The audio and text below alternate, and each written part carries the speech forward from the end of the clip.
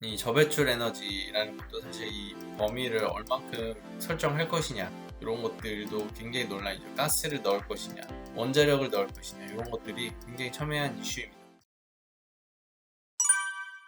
안녕하세요. 청주로의 생활 ESG입니다. 네, 오늘은요 드디어 이제 컵27이 폐막했습니다. 그 작년에 컵26 제26차 기후변화 당사국 회의 같은 경우에 굉장히 시끌벅적했었죠. 언론에서도 굉장히 많은 주목을 받았었고 기사 수 자체도 엄청 많았던 것 같습니다. 근데 COP27은 올해 에너지 위기 때문인지 모르겠는데 상당히 작년에 비해서 좀 조용했던 것 같습니다. 상대적으로요. 그래서 어쨌든 이 COP27에 대해 27이 폐막했으니까 지난번에 저희가 한번 그 COP27 주요 아젠다를 한번 달았었는데 이번에 이제 폐막하고 나서 12가지 정도 포인트로 정리를 해봤거든요. 그래서 한번 쑥 훑고 넘어가려고 합니다.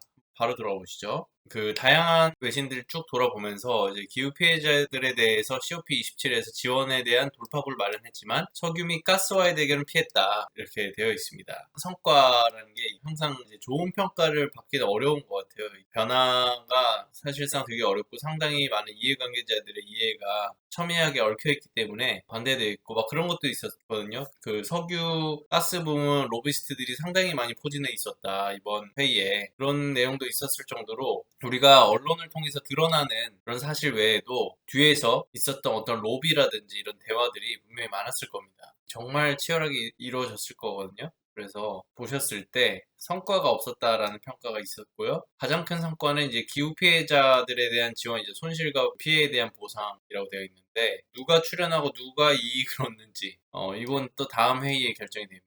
근데 애초에 그렇게 됐었죠. 이제 기반을 닦고 이제 논의를 시작하겠다, 본격적으로 시동을 건다라는 측면에서 이제 시작을 한 것이고요. 그래서 12가지에 어떤 점이 있었나 한번 바로 살펴보시겠습니다. 네, 먼저 이제 화석연료입니다. COP26에서 우리 탈석탄 단계적 감축 합의가 있었죠. 석탄 사용을 단계적으로 줄이기로 COP26에서 동의를 했습니다. 올해 회의에서는 석탄에 의존하는 인도가 이제 화석연료 이제 탈석탄 하겠다고 했었는데 컵27에서 개최국 이집트가 초안에 화석연료의 단계적 폐기를 포함시키지 않았습니다. 이집트는 화석연료를 홍보하고 방관하여 거래를 성사시켰으며 사우디아라비아와 러시아를 포함한 국가들은 석유가 기후변화를 유발하지 않는다라고 이렇게 뒤에서 주장을 했다고 합니다. 그래서 이 부분에 대해서도 COP26에서 분명히 합의가 있었고 했지만 뭐 인도가 참여를 했지만 아직은 그 반발이 크다. 특히나 지금 에너지 안보 문제 때문에 이 석유와 가스에 대해서 오히려 이제 판을 뒤집으려는 그런 움직임들이 분명히 보입니다.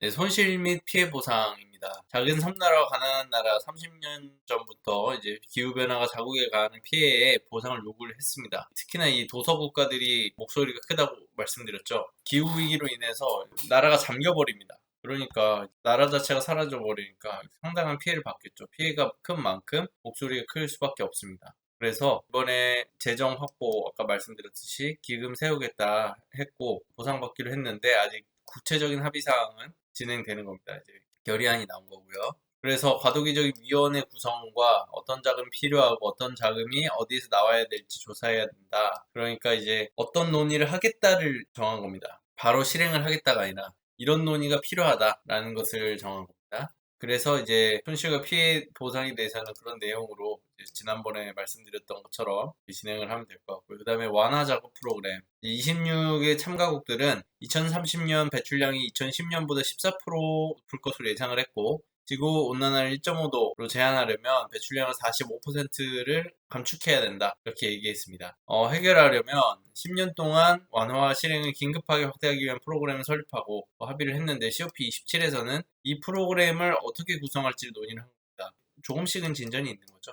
선진국과 취약국들이 회담이 길고 강하면 구체적이기를 원했지만 신흥 경제국들은 짧고 약하며 포괄적이기를 원했다. 이렇게 얘기를 했습니다.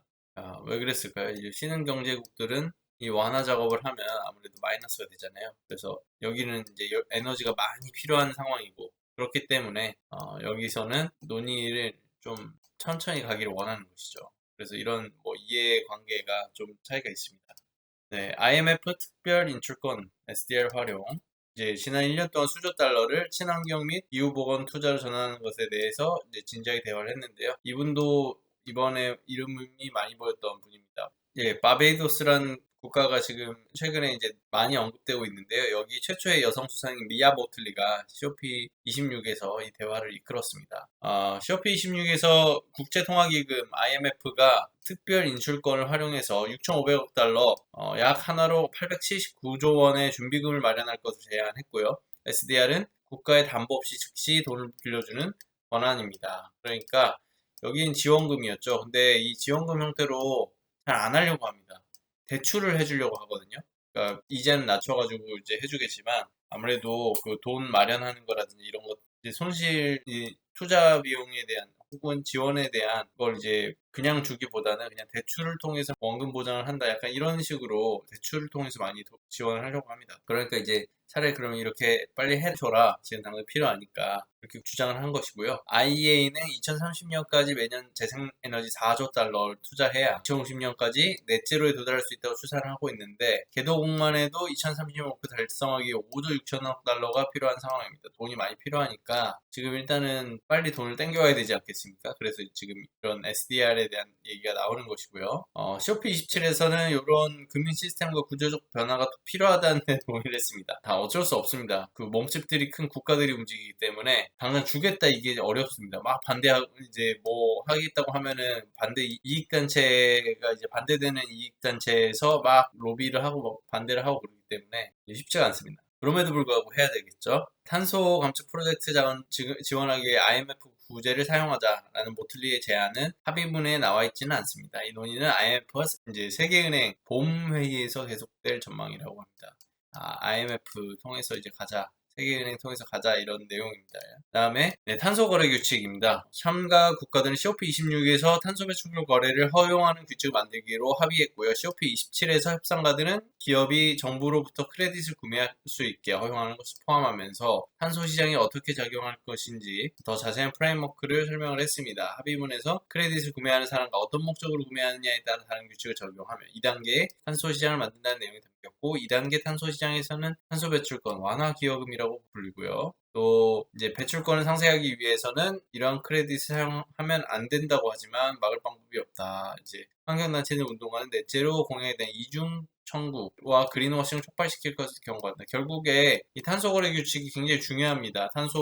우리가 배출된 탄소를 어떻게 크레딧화할 것인가. 크레딧을 제거한 이제 탄소 배출량을 크레딧화하는 거에 대해서 이것을 어떤 방식으로 해야 이 신뢰도를 얻을 것인가. 이거는 크레딧이니까 신뢰가 굉장히 중요하잖아요. 이것을 어떻게 명확하게 측정하고 보고할 것인가. 그리고 또한 개도국이나 이런 해외에서 줄였던 거는 한 번만 사용이 되잖아요.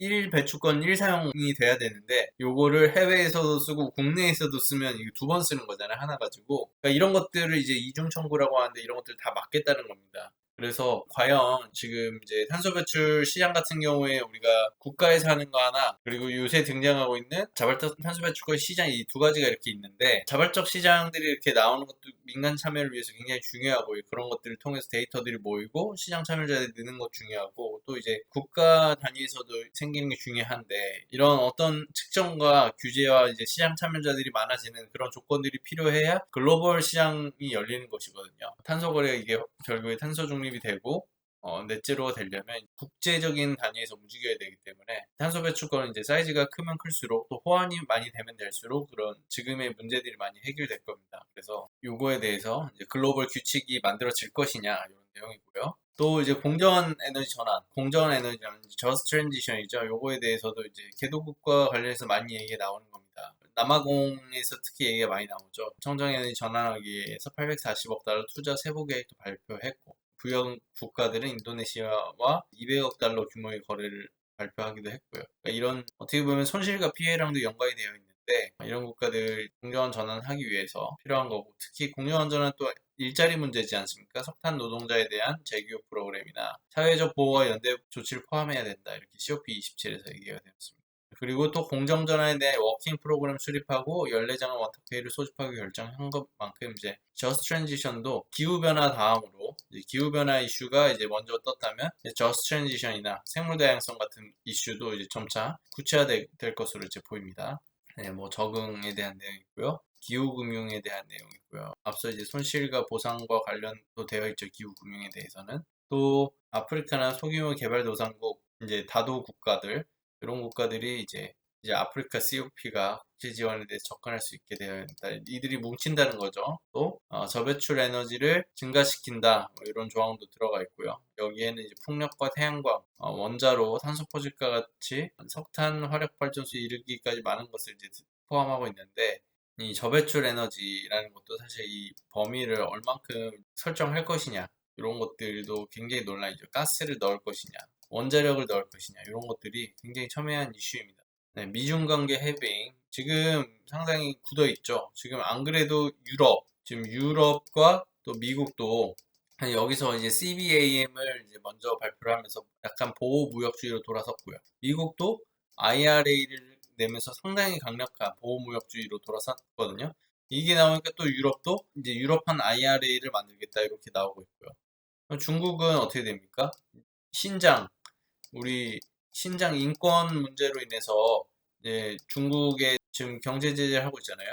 그래서 인권 관리하지 않으면은 거기 거 사용하지 않는다라는 그런 내용을 통해서 중국에서 나오는 물건들 이제 사용하지 못하도록 미국이 막고 있잖아요.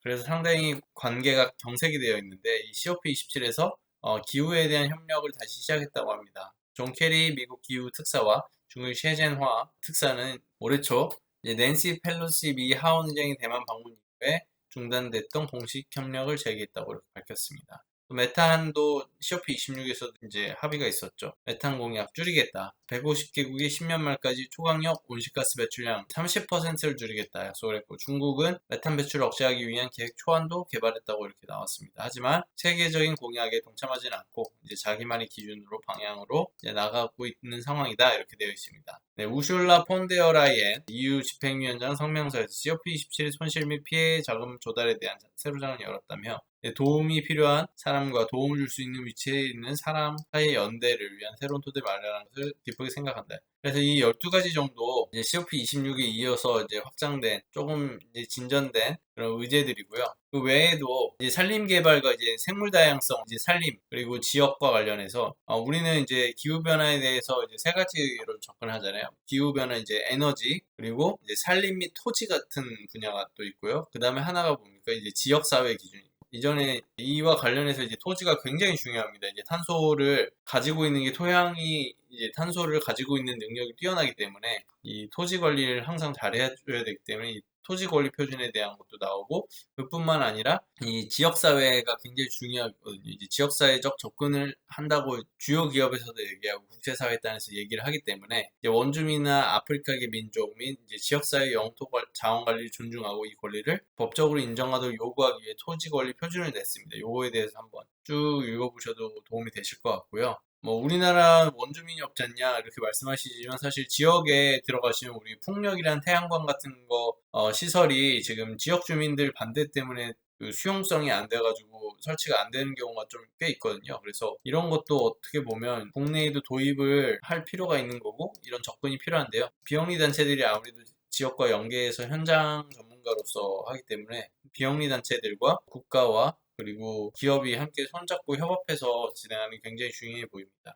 이와 관련해서 제가 이제 쭉 시리즈로 작성을 했던 10억 그루 탄소뱅크 시리즈가 있는데 그 중에 특히 6번째 이거 관련해서 이제 시리즈 쭉 보시면은 토양에 관련한 내용도 이제 여기 쭉 있거든요. 이제 관심 있으시면 이제 확인해 보시면 좋고요. 특히 이거는 이제 국내에 아까 말씀드렸던 이런 지역 기반의 기후 행동 모델 요걸 도입하는 사례가 있어가지고 이거를 한번 또 참고해 보시면 좋을 것 같습니다. 오늘 송준의 생활 ESG 여기까지 하겠습니다. 긴 시간 잘 들어주셔서 감사합니다.